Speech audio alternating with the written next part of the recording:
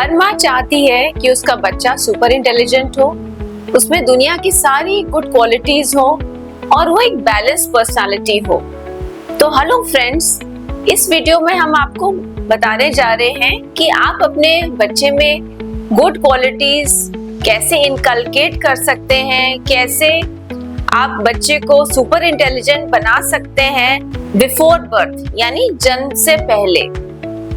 जी हाँ, बिल्कुल आपने सही सुना कि आप अपने बच्चे को जन्म से पहले ही प्रोग्राम कर सकते हैं जिससे कि उसके अंदर दुनिया की सारी गुड क्वालिटीज हो और वो इंटेलिजेंट हो। तो इस वीडियो को अंत तक जरूर देखिएगा और हमारे चैनल को सबसे पहले आप सब्सक्राइब करिए।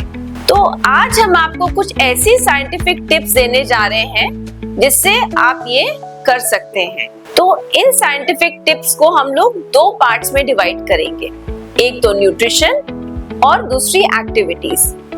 न्यूट्रिशन यानी कि प्रेगनेंसी के दौरान क्या खान पान होना चाहिए जिससे कि आपका बच्चा इंटेलिजेंट हो। तो इसके लिए आजकल आप लोगों ने सुना होगा, कई आर्टिकल्स में पढ़ा भी होगा, ओमेगा 3 फैटी एसिड्स। और ओमेगा 3 फैटी एसिड्स का ही एक फॉर्म होता है DHA।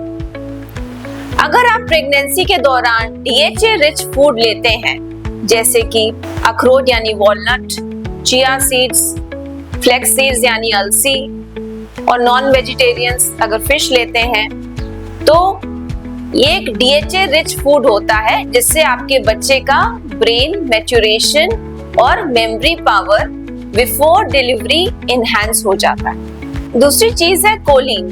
कोलिन रिच फूड हम लोग प्रेगनेंसी में एडवाइस करते हैं क्योंकि कोलिन जो होता है वो बच्चे के ब्रेन मैच्योरेशन के लिए बहुत अच्छा माना जाता है। कोलिन किन किन चीजों में मिलता है? कोलिन मिलता है आपका नॉन वेजिटेरियन सोर्स में देखें तो एग, फिश, और दूसरा वेजिटेरियन सोर्स में देखा जाए तो आपका गोभी, ब्रोकली और आपके पालक, सोयाबीन, डेयरी प्रोडक्ट्स, इन सब चीजों में कोलिन की मात्रा अधिक पाई जाती है। तो हम लोग अपने पेशेंट्स को DHA rich food and choline rich food लेने की एडवाइस करते हैं जिससे कि उनके बच्चे का brain development, maturation, memory enhancement जन्म से पहले ही अच्छा हो जाए। दूसरा होता है आयोडीन। आयोडीन क्यों इम्पोर्टेंट है? बिकॉज आयोडीन थायराइड फंक्शन के लिए इम्पोर्टेंट है। और आप जब भी डॉक्टर के पास जाते हैं, आपकी पहली विजिट होती है तो आपके डॉक्टर आपकी थायराइड स्क्रीनिंग कराते हैं। अगर मदर का थायराइड ठीक रहेगा तो बच्चे का ब्रेन डेवलपमेंट अच्छा होगा। तो इसीलिए आयोडीन जो होता है थायराइड के लिए अच्छा माना जाता है, थायराइड फंक्शन के लिए इम्पोर्टेंट माना जाता है। तो इसलिए हम लोग आयोडीन रिच फूड अपने पेशेंट्स को एडवाइस करते हैं। आयोडीन रिच फूड यानी आयोडाइज्ड सॉल्ट, और सी फूड जो नॉन वेजिटेरियन है, और जो वेजिटेरियन लोग हैं उनके लिए आयोडाइज्ड सॉल्ट तो हो ही गया। उसके अलावा आलू है, पालक है, और भी बहुत सारे सोर्सेज हैं जो आप हमारे वीडियो के नीचे जो इन्फॉर्मेशन लिखी है उसमें आप पढ़ लेंगे। इसके अलावा आयरन एंड प्रोटीन तो इम्पोर्टेंट है ही। हम तो आपको हर वीडियो में बताते हैं iron and protein rich diet आपको प्रेगनेंसी में लेनी है जिससे आपका हीमोग्लोबिन कम ना हो, प्लेसेंटा को ब्लड सप्लाई अच्छी मिले और प्लेसेंटा से बच्चे के ब्रेन में ब्लड सप्लाई अच्छी पहुंचे।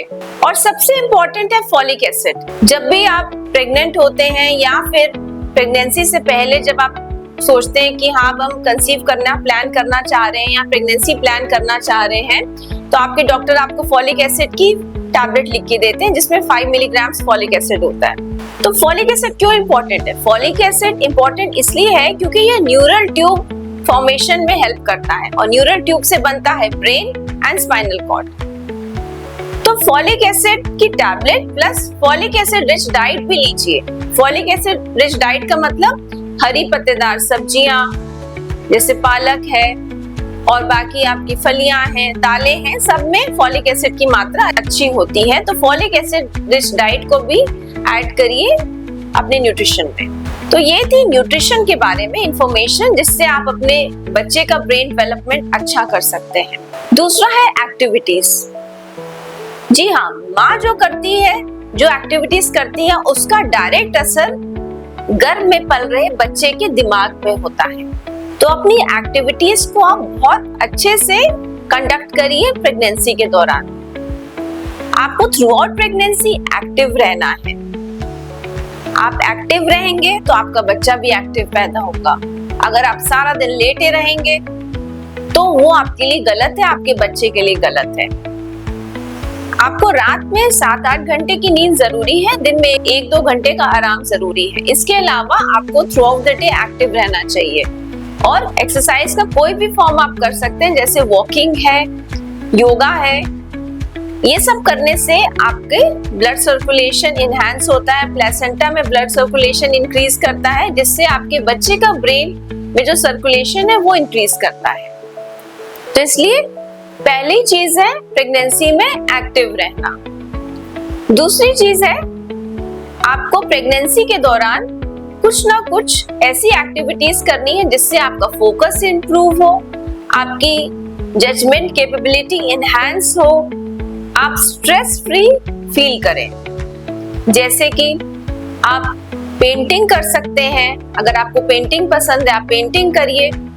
और अगर आपको पजल सॉल्व करना अच्छा लगता है, सुडोको है, पजल्स हैं, पहेलियां हैं, ये सब सॉल्व करिए। अच्छी बुक्स पढ़िए जिससे आपका फोकस इंप्रूव हो। और जब आपका फोकस इंप्रूव होता है या आपका दिमाग स्ट्रेस फ्री फील करता है तो आपकी ब्लड सप्लाई प्लेसेंटा की तरफ बढ़ती है। इसके अलावा आप प्रेगनेंसी के दौरान चाहे तो सिलाई बुनाई करिए, बच्चे के लिए शीट्स यानी चादर तैयार करिए, सिलाई करके बुनाई करके उसके लिए स्वेटर, सॉक्स ये सब तैयार करिए। इससे आपकी बॉन्डिंग भी बढ़ेगी और आप स्ट्रेस फ्री भी फील करेंगे। प्रेगनेंसी जर्नल तैयार करिए जिसमें आप पहला स्कैन चिपकाइए, फिर अपना टिफा स्कैन चिपकाइए, आपको फर्स्ट के कब फील हुई वो मेंशन करिए, सुंदर सुंदर बच्चे स्वीट बेबीज की फोटो चिपकाइए, फिर आप स्ट्रेस फ्री फील करते हैं। आप एक विजन बोर्ड बनाइए, विजन बोर्ड में आप लिखिए I want my baby to be, जो भी क्वालिटीज आप अपने बेबी में इनकलकेट करना चाहते हैं वो मेंशन करिए। I want my baby to be intelligent, punctual, sincere, obedient, इस टाइप का सब आप मेंशन कर सकते हैं विजन चार्ट में। और सबसे इम्पोर्टेंट चीज है आपको क्या करना है, आपको अपने बच्चे से कम्युनिकेट करना है। आपको एक निकनेम, कोई भी अच्छा सा निकनेम सोच लीजिए अपने बेबी के लिए, बनी, मोनू, कुछ भी, anything, baby, anything you can call your baby. तो एक टाइम चूज कर लीजिए, आफ्टर लंच, आफ्टर डिनर, या जब भी आपको लगे तब आप अपने बम पे धीरे से हाथ फेरिए, बच्चे से कम्युनिकेट करिए, बोलिए उसको। For example, bunny, mama loves you a lot, mama is waiting for you, mama wants you to be intelligent, sincere, obedient, या जो भी आप कहना चाहें, you can talk to your baby. And minded जब आप ये बात करेंगे ना तो आपका बच्चा अंदर से केक के फॉर्म में रिस्पॉन्स करेगा। रोज हो सकता है पहले 1-2 दिन ना हो, लेकिन कंटिन्यूअसली आप एक ही टाइम पर जब करेंगे तो बच्चे को जो भी आप कह रहे हैं वो सुनाई देगा और वो रिस्पॉन्स देगा इस चीज के लिए। आप लोगों ने अभिमन्यु की कहानी तो सुनी होगी महाभारत में। अभिमन्यु ने माँ के गर्भ में ही चक्रव्यूह को भेदना सीख लिया था, क्योंकि जो हमारे कान जो होते हैं, हमारे ईयर्स होते हैं, वो 20 to 22 वीक्स में फंक्शनल हो जाते हैं, हम लोगों को सुनाई देने लग जाता है, बेबीज को सुनाई देने लग जाता है। तो इसीलिए हमेशा अच्छी बातें करिए प्रेगनेंसी के दौरान। आप स्टोरी बुक लेके उसको अच्छे से पढ़ सकते हैं, छोटी छोटी स्टोरी सुनाइए अपने बेबी को, गाना सुनाइए, कोई राइम या कोई पोएम सुनाइए, अच्छा सा म्यूजिक लगा के सुनाइए, या कुछ आप अपनी स्पिरिचुअल जो भी आप पाठ करते हैं, पूजा करते हैं, जो भी आप पढ़ते हैं वो अच्छे से पढ़ के सुनाइए। और आप ये चीज जब बेबी डिलीवर होगा ना, आप इस चीज को रियलाइज करेंगे, जब जन्म के बाद आप बच्चे को वही पाठ या आप कोई मंत्र या जो भी आप पढ़ते हैं वो सिखाएंगे तो बच्चा बहुत जल्दी उस चीज को ग्रास्प करेगा, क्योंकि वही चीज उसने जब वो इन यूट्रो था, जब वो आपके गर्भ में था, तब उसने सुना था। और जब स्पिरिचुअलिटी वाली बातें करेंगे तो ऑब्वियस सी बात है, एक स्ट्रेस फ्री एटमॉस्फेयर क्रिएट होता है, जिससे कि आपके दिमाग में पीस आएगा और आप स्ट्रेस फ्री फील करेंगे और बच्चे को ब्लड सप्लाई अच्छी पहुंचेगी। और सबसे इम्पोर्टेंट पॉइंट ये है कि आपको स्ट्रेस फ्री रहना है प्रेगनेंसी में, क्योंकि अगर आप ज्यादा लंबे समय तक स्ट्रेस्ड आउट रहते हैं तो आपकी बॉडी में कोर्टिसोल लेवल्स बढ़ जाएंगे। जब कोर्टिसोल लेवल्स बढ़ेंगे तो बच्चे के ब्रेन पे नेगेटिव इम्पैक्ट जाएगा, तो वो आपके बच्चे के ब्रेन डेवलपमेंट के लिए बिल्कुल अच्छा नहीं है।